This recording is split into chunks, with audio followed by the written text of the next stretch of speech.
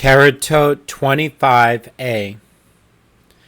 Rabbi Yanai says, I heard an answer with regard to the boundary, i.e. the stage, beyond which it is prohibited, but I have forgotten what it is. And the members of the group of sages were inclined to say that its descent to the rough, dried up stream, where its neck is broken, is the action that renders it prohibited.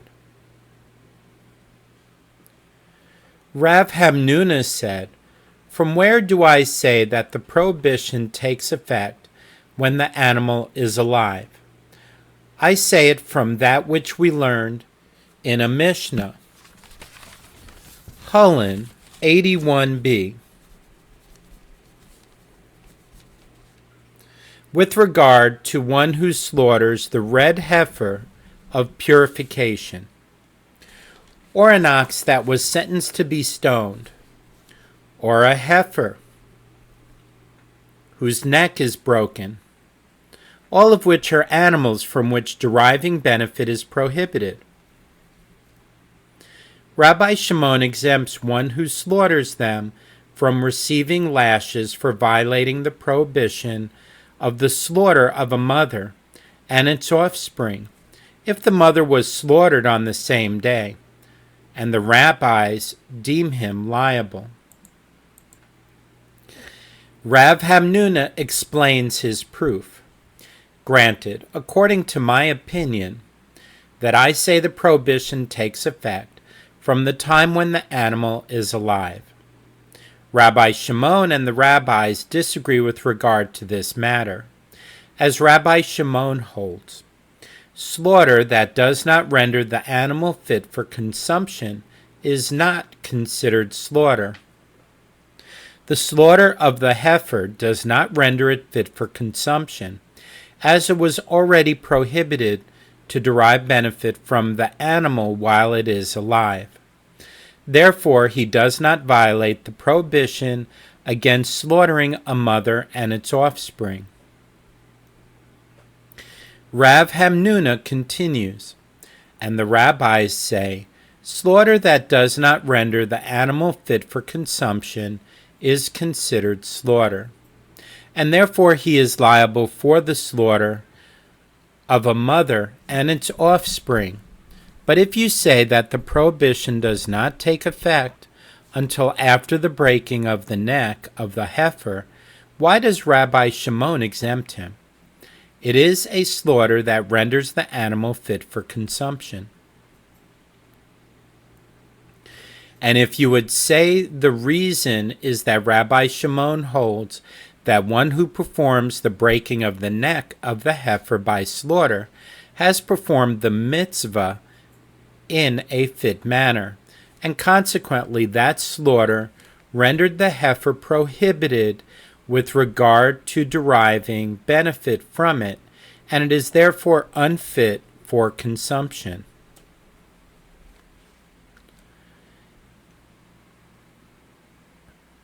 That suggestion cannot be correct. Didn't we learn in a Mishnah, Hulin 23b, that which is fit in a red heifer is unfit in a heifer whose neck is broken. That which is fit in a heifer whose neck is broken is unfit in a red heifer. How so?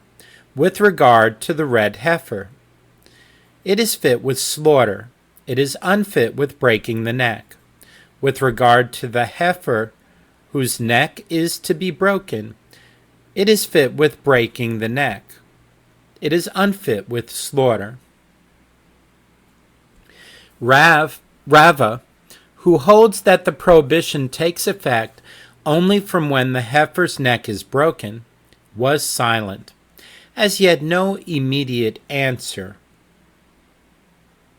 After Rav Hamnuna left the study hall, Rava said, What is the reason I did not say to him that Rabbi Shimon disagrees with the ruling of that Mishnah and holds that a heifer whose neck is to be broken is fit even if it is killed by slaughtering.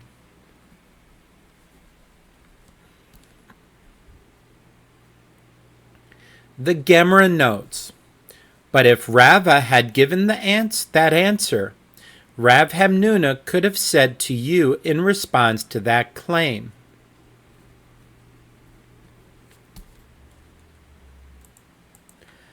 the Mishnah would not left out the opinion of the Tana, who teaches us that a heifer whose neck is to be broken is fit if it is killed by slaughtering.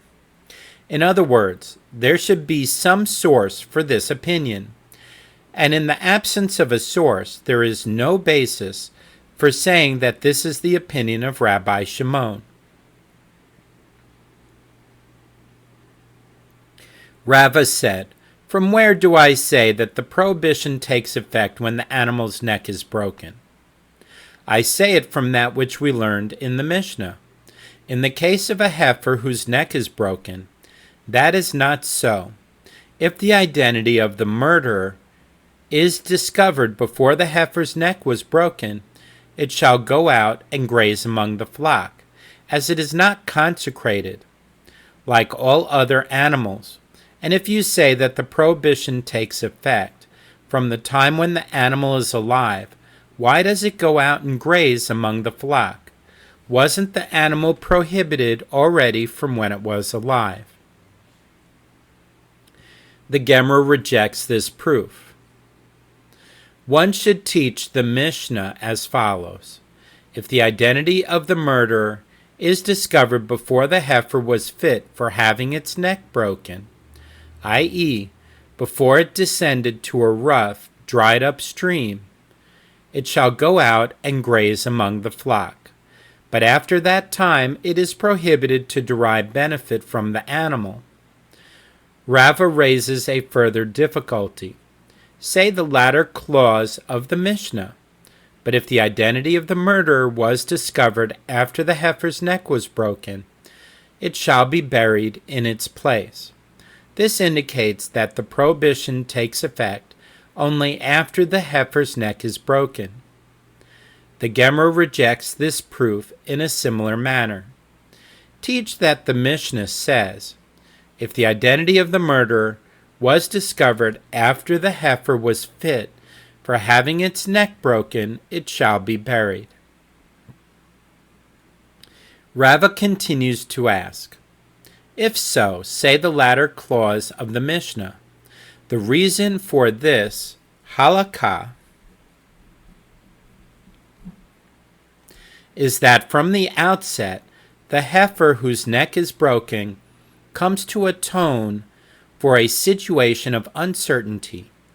If its neck was broken before the identity of the murderer was revealed, its mitzvah was fulfilled, as it atoned for its uncertainty, and the uncertainty is gone. And if the Mishnah is discussing a case where the animal is alive, the heifer has still not atoned for its uncertainty. Rather, it is clear from the last clause of the Mishnah that the prohibition takes effect when the heifer's neck is broken. The Gemara explains, although it is evident that the Mishnah rules that the prohibition takes effect when the heifer's neck is broken, this matter is a dispute between Tanaim, as it is taught in a Bereta in accordance with the opinion of Rab Hamnuna.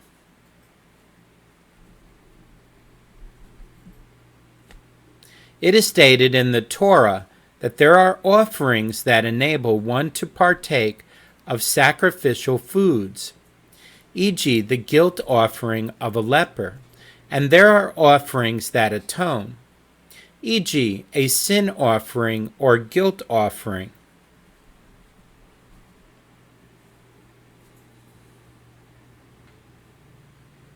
All of which are brought inside the temple. And it is also stated in the Torah that there are offerings that enable one to partake of sacrificial foods, e.g., the birds of a leper's purification ritual, and offerings that atone, e.g., the heifer whose neck is broken, that are brought outside the temple. The Baraita continues, therefore the offerings brought outside the temple are compared to those offered inside, just as with regard to the offerings that enable or atone, which are stated in the Torah, that are sacrificed inside the temple. The Torah made the offering that enables like the offering that atones, as even the former has portions of it that are burned on the altar. So too with regard to offerings that enable or atone, which are stated in the Torah, that are sacrificed outside the temple. The Torah made the offering that enables, e.g., the birds of a leper, like the offering that atones, e.g., the heifer whose neck is broken, in that one is prohibited from deriving benefit from either while they are still alive. According to this Baraita, the heifer whose neck is broken is prohibited while it is still alive. Mishnah.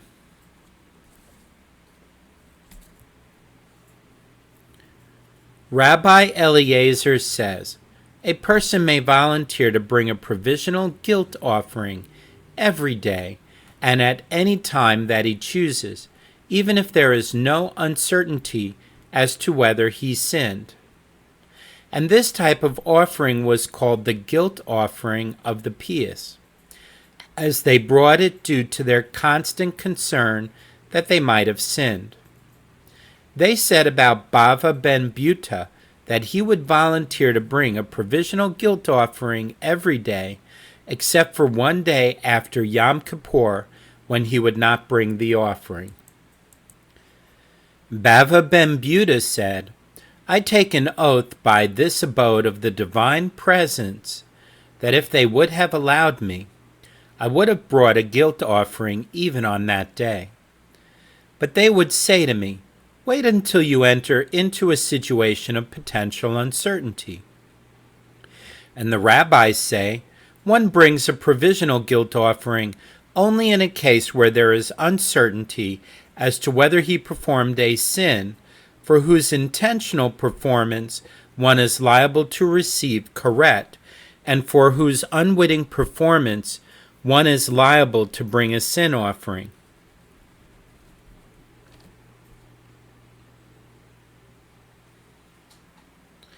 Those liable to bring sin offerings and definite guilt offerings, for whom Yom Kippur has passed, are liable to bring them after Yom Kippur. By contrast, those liable to bring provisional guilt offerings are exempt from bringing them after Yom Kippur, with regard to one who encountered uncertainty as to whether he performed a sin on Yom Kippur. Even if it was at nightfall at the end of the day, he is exempt, as the entire day atones for uncertain sins.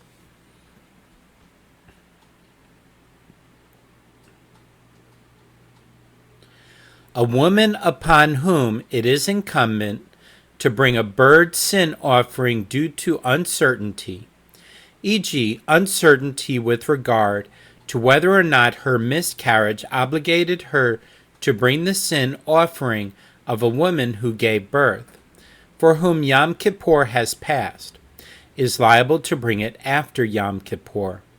This is because the offering does not come as atonement for a sin. Rather, it renders her eligible to partake of the meat of offerings. With regard to this bird sin offering that is brought due to uncertainty, if it became known to her that she was exempt from bringing the offering after the nape of the neck of the bird was pinched, the bird must be buried. Gemara. What is the reason that Rabbi Eliezer holds that one may volunteer to bring a provisional guilt offering every day and at any time that he chooses. If it enters your mind that a provisional guilt offering is obligatory, then why does he bring a sin offering when it becomes known to him that he sinned? In that case, he has already fulfilled his obligation by sacrificing a provisional guilt offering. Rather, conclude from this inference that a provisional guilt offering is a gift offering. And the rabbis would respond, it is a burnt offering and a peace offering that come as a vow and gift offering, but a sin offering and a guilt offering, including a provisional guilt offering, are obligatory. And as for a provisional guilt offering, this is the reason that he brings it before his sin is known to him. It is not to achieve atonement, but to protect him from suffering until his sin is known to him. As the Torah spared the bodies of the Jewish people by commanding them to bring this offering. Ravaha, son of Rava, said to Rav Ashi, according to the opinion of the rabbis, one can suggest that perhaps a provisional guilt offering is like a burnt offering and a peace offering, just as a burnt offering and a peace offering sometimes come as obligatory offerings, e.g., the festival peace offering and the burnt offering of appearance brought on the pilgrimage festivals, and they sometimes come as gift offerings. Likewise, a provisional guilt offering also sometimes comes as an obligatory offering and sometimes comes as a gift offering as well. Rav Ashi said to Ravaha, son of Rava, a burnt offering and a peace offering are primarily written, i.e. discussed, in the context of a gift offering, and they are brought as obligatory offerings only in specific cases mentioned explicitly in the Torah. By contrast, a provisional guilt offering is primarily written in the context of an obligatory offering, similar to a sin offering and a guilt offering. Rabbi Hayah teaches before Rava.